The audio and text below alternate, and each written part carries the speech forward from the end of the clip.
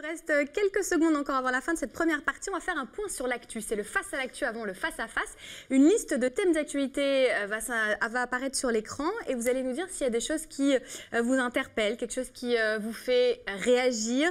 On parle évidemment de l'affaire Nabila. Ah oui, forcément. Nabila reste en prison. On a Karine Le Marchand qui débarque aux grosses têtes.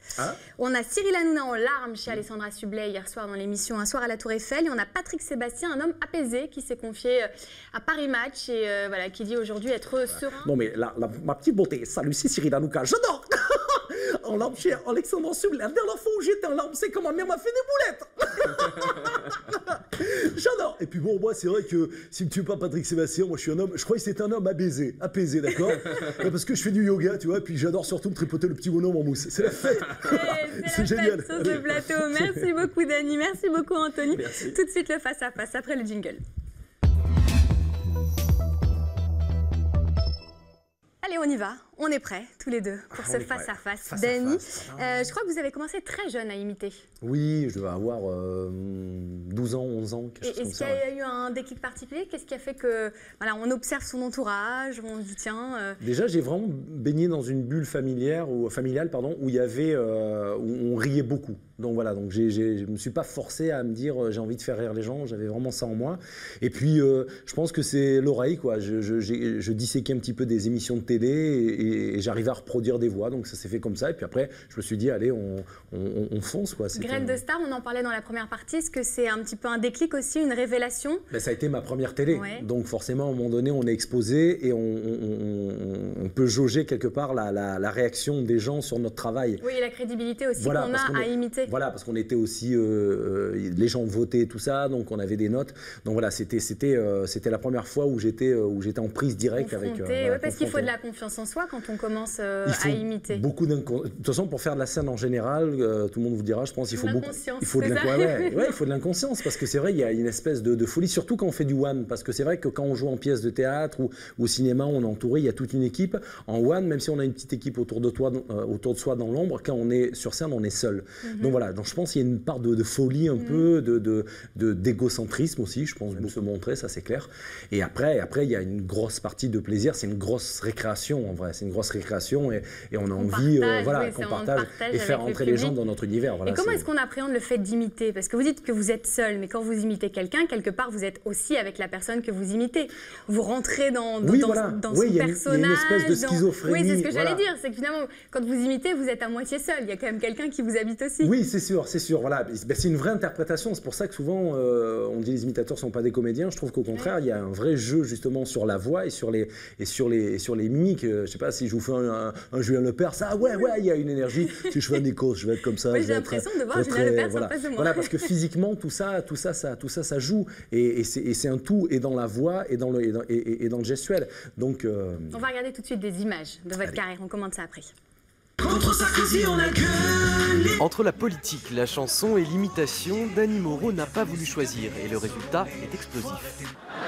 Ouais, j'aurais pu être président, c'est ma faute. C'est ma très grande faute. Oh oui, je m'excuse.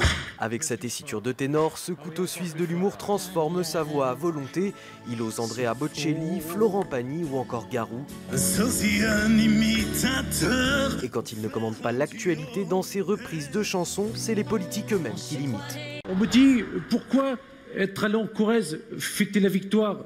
J'étais à Tulle, chez ma tante à Tulle. Né en 1972 dans le Var, le petit Daniel commence dès l'école à imiter professeurs, amis et parents. Sur la scène de l'humour, il sévit depuis 1996. Cette année-là, l'imitateur remporte la finale de Graine de Star. Dès lors, les collaborations s'accélèrent avec de nombreux humoristes célèbres.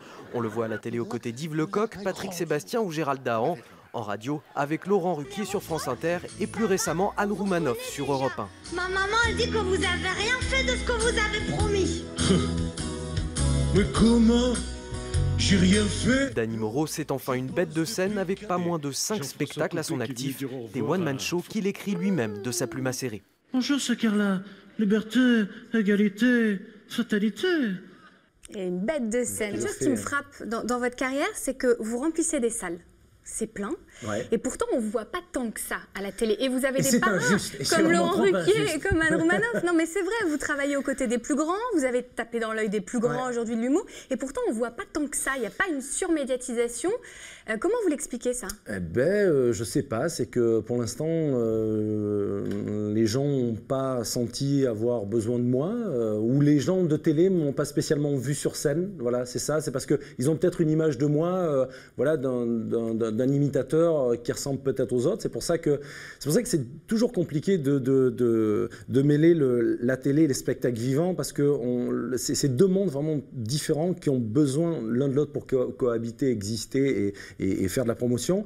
Mais souvent, les gens de télé, c'est super dur à les déplacer, à les amener voir des spectacles et tout ça. Le nouveau DVD, 50 personnes du métier l'ont reçu, que ce soit toutes les télés, les radios et tout ça, ça a été déposé dans leur casier et tout ça. Vous l'avez produit seul en plus? Voilà, autoproduit, ce qui permet une fois de plus d'être libre, d'être indépendant. Voilà. Ça a des bons côtés d'être indépendant. Ça a aussi des bons côtés, mais à la limite, c'est plus finalement on va dire des collaborations que je cherche, quoi. C'est vrai, quoi. Parce que au niveau où j'en suis, c'est vrai que avoir des passages télé permettrait vraiment, voilà, d'avoir une plus grosse notoriété. Mais je veux dire, faire tourner un spectacle, le produire, ça sera en collaboration avec des gens, parce que ça, je sais le faire, et ça fait 20 ans que je le fais. Donc voilà, j'arrive pas comme un petit jeune, un petit nouveau qui ne connaît pas ce que coûte un financement dans une production, des colonnes Maurice et tout ça. En tout cas, le message est passé. Voilà. Et le DVD, il est disponible hors limite. Et puis, il y a des dates. Et il est disponible, pareil, à la fin des spectacles et uniquement sur mon site internet. Vous ne le trouverez pas dans la grande distribution. Le message est passé. Et théâtre de 10h, donc le 21 novembre, 12, 13, 19 et 20 décembre prochain, hors limite. Merci beaucoup d'être venu dans le Grand Show. Et comme dirait Jean-Claude, on est aware parce que 1 + 1 = 11. Et le tout, c'est quand tu fais un kick, tu es aware. Oh oui, merci beaucoup. On se retrouve dans quelques instants pour le journal. Surtout, on ne bouge pas. Merci beaucoup. Ciao. Salut, bye bye. Kiss in your face.